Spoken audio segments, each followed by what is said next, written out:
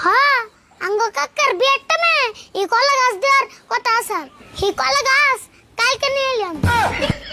হেই কি কও কলা গাছ মানুষে যৌতুক দেয় নিহি? হাসাই আমার শ্বশুর বাড়ি থেকে আনছি কলা গাছ। হেই তুমি কইলে আমি বিশ্বাস করুম না, এটা আঙ্গবাড়ির কলা গাছ, আমি দেখি চিনছি। কি কও তুমি?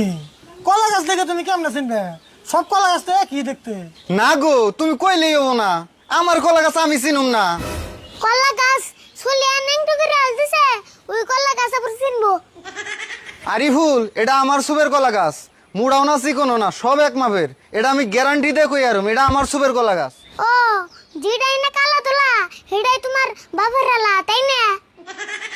রাশিদুল তোমার বাইসতে তো দেখি পুলানন্দতে কথা কয় না, সেই জন্য তো মানুষে কয় সুরের মেয়ের বড় কলা।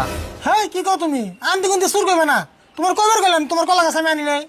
ও বো এই সামান্য কয়টা কলা গাছ নিয়ে মিশা কথা কইতাছো না, আজকে তোমার চিনলাম। কয়টা কলা গাছ এসে নিছ, জান তো আর নিয়ে হারো নাই। তুমি কলা গাছের নিকে যেমন করতেছ, জান গেলেও তুমি আমনা করতে না।